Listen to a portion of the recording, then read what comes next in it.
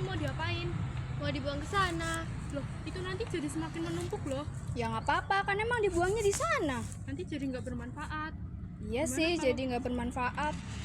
Gimana kalau kita buat sesuatu yang bermanfaat? Boleh. Kan ini sampah organik.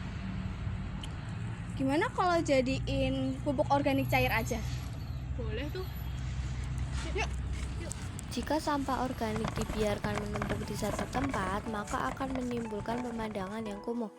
Jika dibiarkan terus-menerus, saat musim hujan tiba bisa menjadi sarang nyamuk. Maka peneliti memanfaatkan sampah limbah bunga kering untuk pupuk cair. Pupuk cair bunga kering ini bersifat ramah lingkungan karena terbuat dari bahan organik, sehingga jika diterapkan dalam jangka waktu yang lama, tidak menimbulkan efek samping bagi lingkungan dan bisa diterapkan secara luas. Dalam penelitian ini, peneliti menggunakan molase untuk menguraikan zat-zat organik pada sampah bunga kering. Molase adalah produk hasil samping dari pengolahan gula tebu yang masih mengandung kadar gula dan asam organik. Proses selanjutnya yaitu penimbangan bunga kering.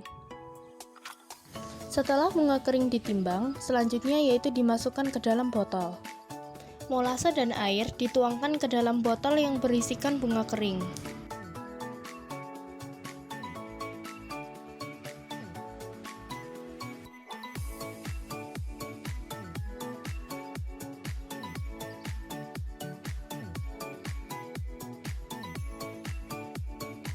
Campurkan bahan-bahan tersebut hingga merata. Kemudian, pupuk difermentasi selama 2 minggu. Untuk membuktikan pupuk ini mengandung zat yang berguna bagi pertumbuhan tanaman, maka kita lakukan 2 uji. Yang pertama, uji kalium. Uji ini dilakukan dengan meneteskan sampel pupuk cair pada cotton bud, kemudian mendekatkan cotton bud pada nyala api. Jika positif mengandung kalium, maka warna nyala api akan berubah menjadi biru atau ungu. Dari hasil uji menunjukkan warna nyala api berubah menjadi biru. Hal ini membuktikan bahwa sampel kami positif mengandung kalium. Uji yang kedua adalah uji fosfor. Uji ini dilakukan dengan cara memasukkan sampel pupuk pada tabung reaksi 1 dan 2, masing-masing sebanyak 20 tetes. Kemudian meneteskan larutan CaCl2 sebanyak 15 tetes pada tabung 1, kemudian digoyangkan. Jika positif mengandung fosfor, maka larutan menjadi keruh atau sampai menghasilkan endapan putih.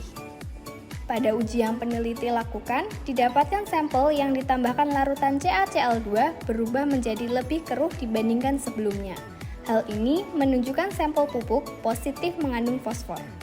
Setelah lolos uji kalium dan fosfor, kemudian peneliti mengaplikasikan pupuk pada tanaman dengan cara membuat perbandingan antara pupuk dan air yaitu 1:4. 1 sendok pupuk dicampur dengan 4 sendok air.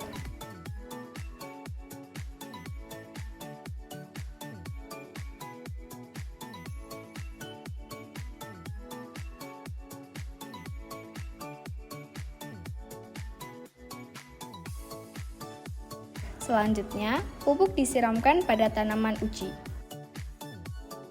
Pada penelitian ini, peneliti menyiapkan 2 tanaman, yaitu tanaman 1 diberi pupuk, tanaman 2 tidak diberi pupuk. Hal ini bertujuan untuk melihat perbedaan laju pertumbuhan tanaman, sedangkan kondisi yang lain seperti volume air penyiraman, waktu penyiraman, dan lokasi tanaman antara tanaman 1 dan 2, peneliti buat sama sebagai variabel kontrol.